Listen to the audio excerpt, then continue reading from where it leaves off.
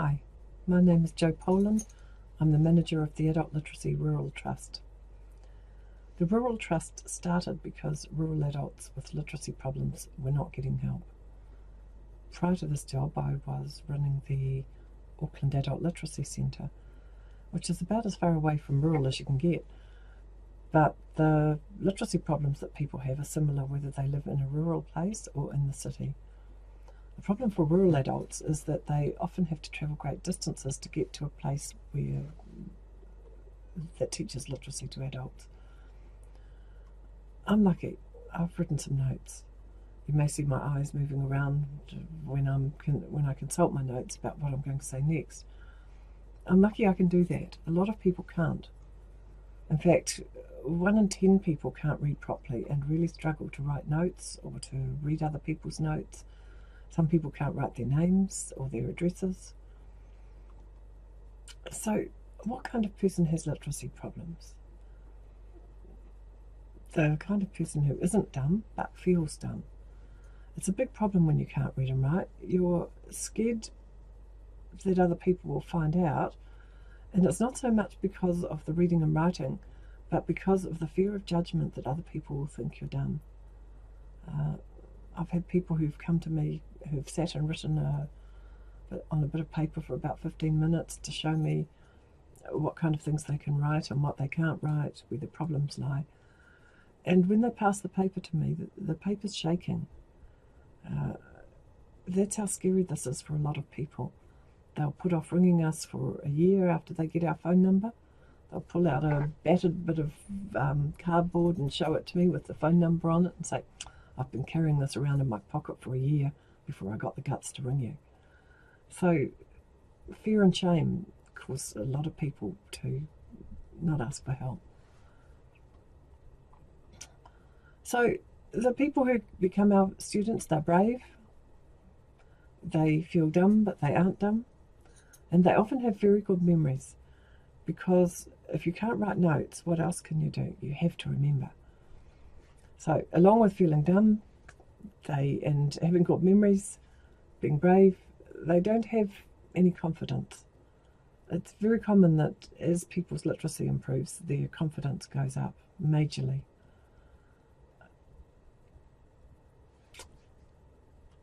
The people who come to us are often young parents. They love their kids to bits. They've got by in the past by choosing jobs where reading and writing didn't matter, although that's getting harder and harder these days. So they'd hide the literacy problem as much as they could and avoid the promotions and avoid jobs or roles that involved literacy. And then the kids came along and they needed to get the promotion because there's only one person in the family working and the money mattered. But as well as the financial side of low literacy, people don't want their children to be ashamed of them, and they also want to be able to help their children. So having children really brings people to adult literacy. It's amazing. Now, in terms of famous people, just to show you that being dumb has little to do with having a literacy problem, there was a president of America, Woodrow Wilson, who is known to have said that it took a singular lack of imagination to only be able to think of one way to spell a word. He made that joke because he was a terrible speller. And a famous New Zealander who's had literacy problems is the Mad Butcher, who's done very well in business. So it's really, really important that you understand that although people feel dumb because they can't read and write, it's not usually the case. Now, what do we do to help, and who do we help? Most of the students at the lower end of the spectrum can't write their address, maybe can't write their children's names. But we also get people who are at university having trouble with writing essays, businessmen who go to a meeting where they're all given notes and everyone else takes a quick look and starts talking about what's in the notes, while that person is still on the first couple of paragraphs. Mums who are able to read the newsletter maybe, or they hear that the school needs parent help for netball or whatever it is. But rather than write a note, they will go up to the school and tell the teacher in person that they can help with the transport, so that the teacher doesn't judge them. Basically, anyone who can't read and write to do the things that they need to do has a literacy problem. The hardest hit people, of course, are the ones who can read and write very little. There's a lot of things they can't do. They can't read the newspaper, they can't write a letter of complaint, read the instructions on a new phone, all the everyday things in life. Using computers is hard because if you think about it, what comes up on computers is words, all the instructions, even though there's pictures, there's still words. Now, our normal setup is that we train volunteers by Skype or Google Hangouts. We've got volunteer coaches living in Scotland and Thailand, but most of the coaches working for us on a voluntary basis are living in New Zealand. A lot come from Hamilton because Volunteering Waikato provides us with a lot of volunteers. A volunteer coach will work with a student for 30 minutes a day, and in reality most students don't have a computer or Skype. So if that's the case, we just work by phone or mobile, and it's surprising what you can do over a phone. Where we can, we have literacy hubs in the community, so sometimes people can use the computer at a local school or church, or sometimes at a friend's place. If they get to a library, we can provide them with access to literacy practice software, which is really good. So again, at the schools, the libraries or the churches, there's that software. Sometimes at the library it isn't so good for Skyping your coach because there's other people around, but it depends on the library. The library staff will go out of their way to give literacy students privacy if it's possible. Sometimes we work with local organisations in a small community, and that organisation provides a room and a computer or a phone. Sometimes we can train a local volunteer, and sometimes it's the student learns by talking to their coach on Skype.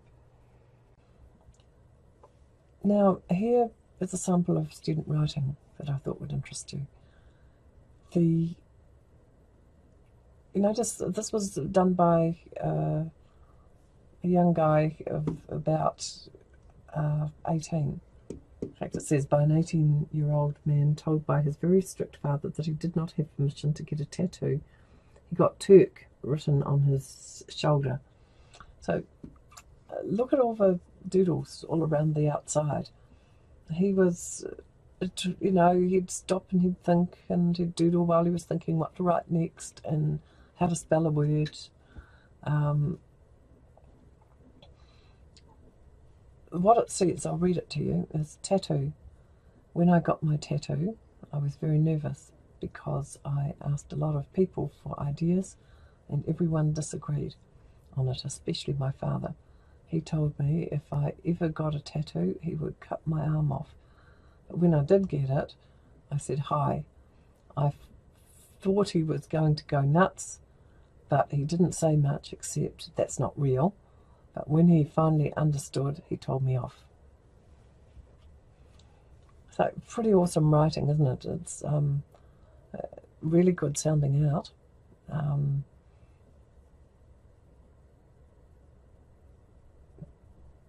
But he's still got a long way to go at that point. Now, here is the big snow. This was another student's writing, and someone's typed it up. Probably is intending to say the snow came down during the winter. The sheep were killed in big numbers, and Northland farmers sent hay to help out. So, trouble with some of the big words like Northland. Got the land part. He said sended, whereas probably if he was speaking he'd say sent. And you get an indication that this person is probably using visual memory for some of his spelling, because Snow has all the letters, but they're in the wrong place. Now, someone that's sounding things out would probably have the SN as sn. And that would also explain the sheep, the s, and there's no B in numbers. If someone's remembering things visually, those things are more likely to happen. However, killed sounds like it was, sounding out was done.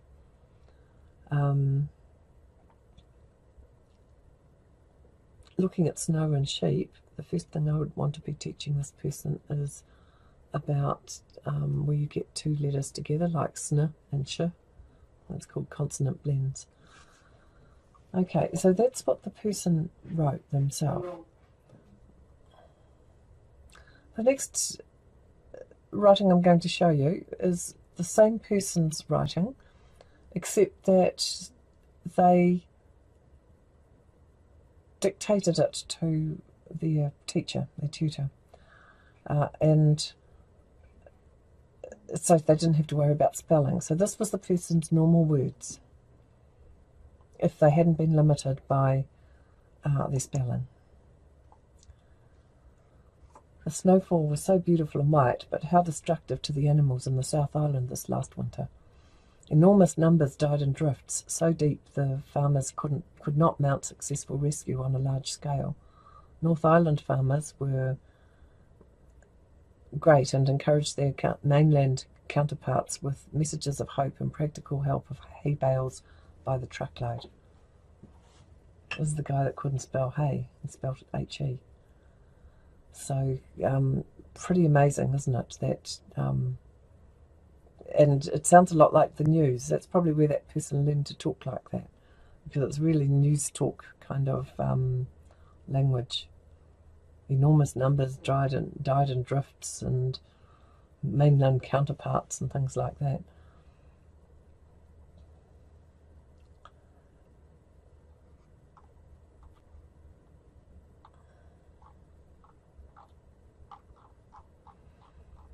Okay, we'll move on from there to how we work in more detail.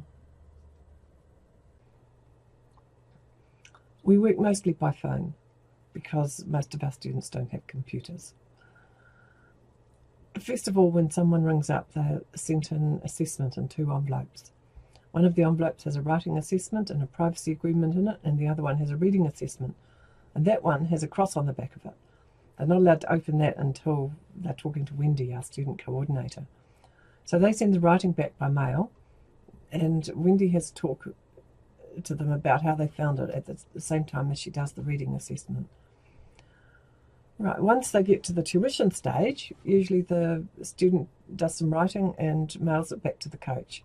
We give them envelopes. The coach sends them reading materials or uses local papers. Local papers are really good because the coaches can find them online and the students get them delivered to their home, so the coach can choose an article that's at about the right level for the student. Reading is done each day and writing is discussed when it arrives at the coach's place. From the writing, the spelling words are chosen to learn, and then they're tested every day along with the reading practice. So that's the guts of what we do, or how we do it. You can get through quite a bit in half an hour a day for 5 days a week.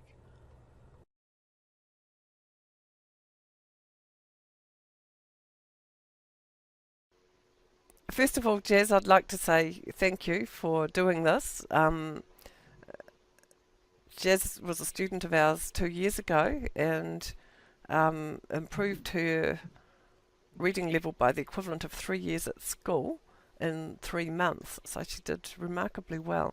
I asked her to come back and help me do a demonstration so that literacy coaches have a model of how you can work online or by phone.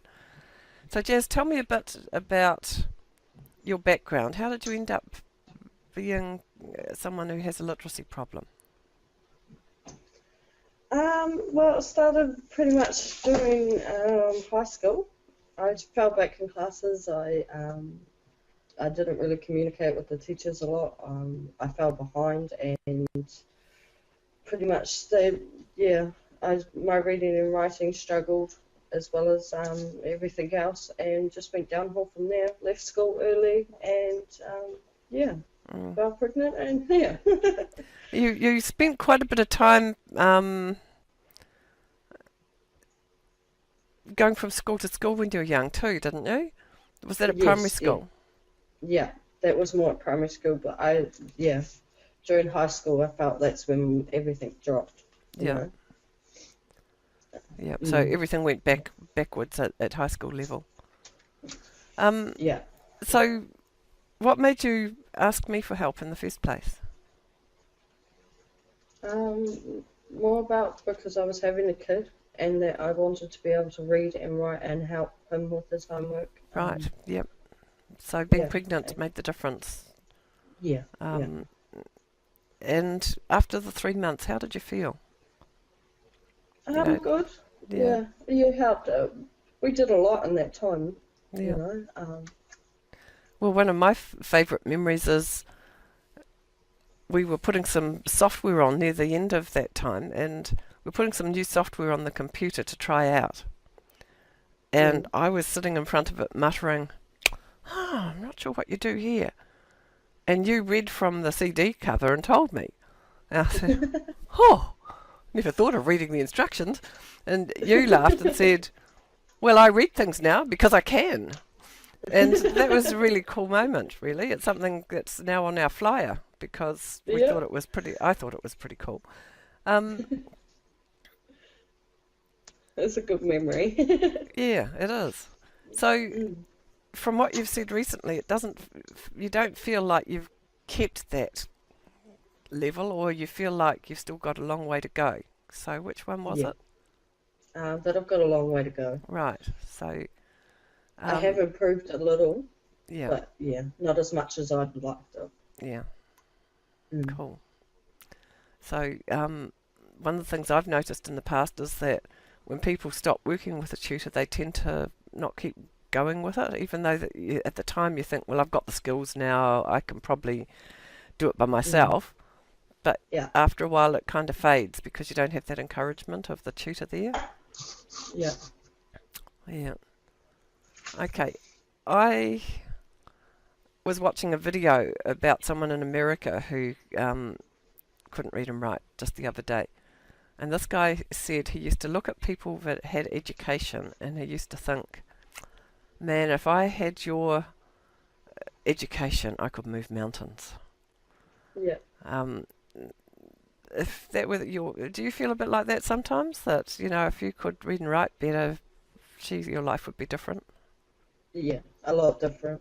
I Yeah. think so. I wouldn't be so shy. Yeah. Um, yeah, it'd be a lot different, you know. I'd have a job instead of living, you know. Yeah. Yeah. So that would be some of your goals is to improve your literacy so that you weren't shy, and so that, which makes what you're doing now with this video even more brave, so that you weren't shy, and also so that you could get a job. Yeah. Yeah. Yeah, just confidence, you know, in yourself. Yeah. It would help a lot. Yeah. Yeah. So what kind of things can you think of that you can't do that your friends might be able to do, or that they can do better because of your literacy problems? I don't know. That's a hard question. Okay, well, I sprung it on you. You can think for a moment, and if you can't find an answer, that's okay. We'll just wipe this bit of the video. Okay.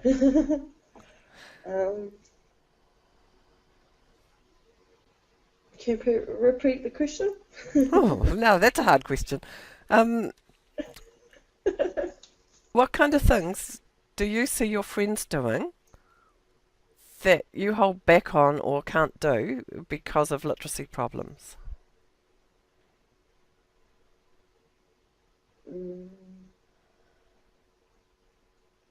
Just pretty much getting out there and talking to people, you know. It is a downfall of mine, but I see people getting out there, talking to people and introducing themselves and making themselves someone.